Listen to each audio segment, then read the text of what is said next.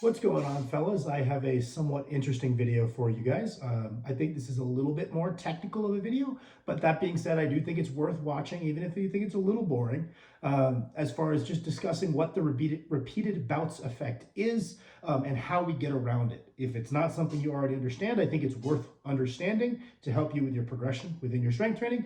And if it is something you understand, I hope that I can present to you maybe some angles and some phrasings of this topic that are at least novel for you. That would be plenty interesting for me. So how do we define the repeated bouts effect? According to the first definition on Google, we can define it as a phenomenon that an initial unaccustomed eccentric exercise can confer a protective effect against muscle damage from the subsequent same exercise, right? So we have this adaptation that protects us from that exercise the next time we do it. Relatively simple. Practically, why does this have any meaning? Why do we care? Isn't protection a good thing? Well, practically, this protective effect also means that every time we perform a specific stimulus, there is less potential adaptation because we're basically protecting ourselves from the stimulus, so to speak, right? So a perfect example of this taken to an extreme is one of those people that never progress their weights and they don't have any periodization within the gym. Every week they come in and let's say they do a 135 for 3 sets of 12 on the bench press, right? The first session you do that, you're going to see some pretty solid adaptations. We don't need to increase the weight to see adaptations again. Bromley has talked about this in straight loading, right? It's not like just because we've done this once before that suddenly this stimulus is null and void. So the second time, the next week, they come in and they hit their 3 sets of 12 at one plate. They get a little bit better, but it's not quite as much adaptation as was driven by the first bout. So on and so forth with repeating results until basically there is no or negligible amounts of forward progression from this, right? And if we take the textbook definition and say, okay, well, you know, it doesn't say anything about load. It just says the next time we perform that exercise, it's going to drive less adaptation more than likely. The logical train of thought would be, okay, well then we're going to vary the exercise somewhat frequently to avoid ever kind of getting this dampened adaptation. We'll just switch it up before we have any chance to acclimate to any one thing. Then by the time we get back to any one exercise, it's going to be novel yet again. And this is roughly the train of thought that results in conjugate, right? So I think, at least the way I understand it, a lot of the rationale behind conjugate training, and especially the use of the max effort method, is that powerlifting is the skill of exerting maximal force.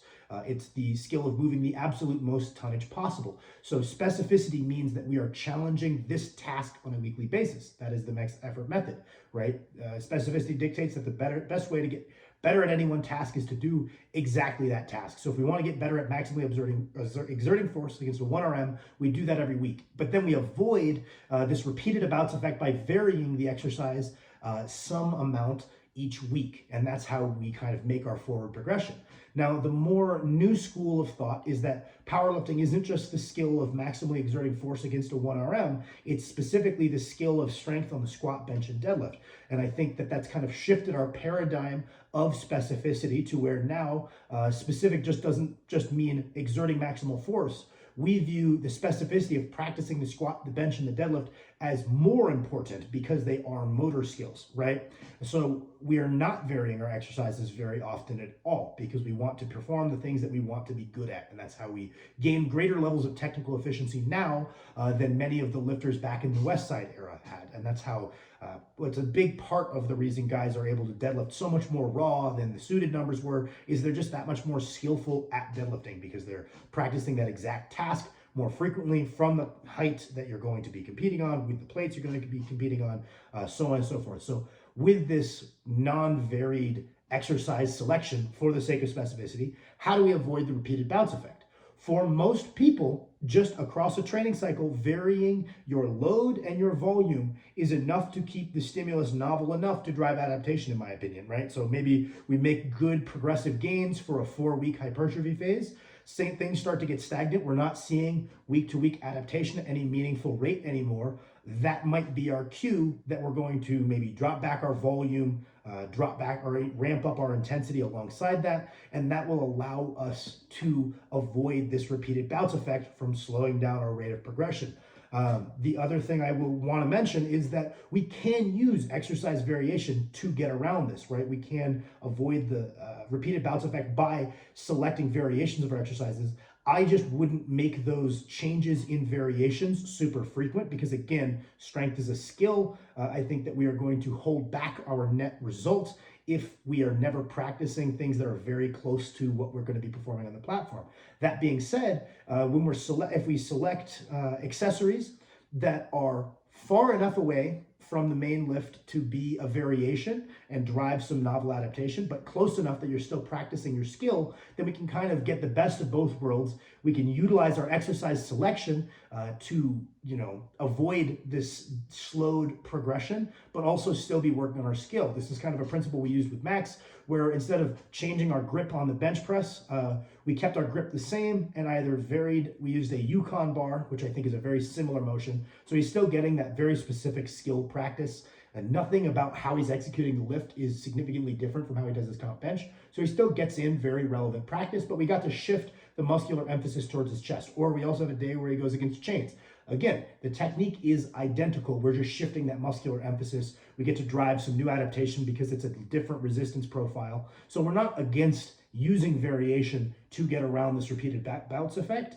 It's just not the only way we're going to. It's not even the first one I would look to generally. If we could just vary our load and volume with time, kind of keep that's all we need to do, then we can keep our training specificity pretty high and make continual progression. And then the last one I wanted to mention, I don't know if it's how you say his name, Brandon Teets. I watched one of his videos a while ago and he mentioned something I felt was a pretty fair point, which is we can also use frequency changes to drive novel adaptation. Meaning, let's say we bench 3 days a week. We hit a pretty hard plateau, our varying loads, our varying intensities, and maybe even the inclusion of some close variations has not been enough to overcome this hump. The other option we could have is dropping back to 2 bench days.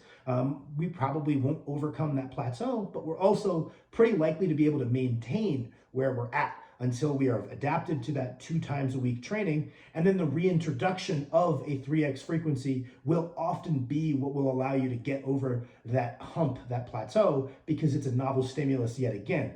And it's getting to practice a lift all that more. So kind of deacclimating to higher frequencies for periods within your training can also be another card we can play to get around this whole boogeyman of repeated bouts. So that would just kind of be my general thought process. I thought this was something that was interesting to kind of organize my thoughts on a little bit. Please let me know what you think. If I missed anything obvious, if I misspoke a million times, thank you for watching.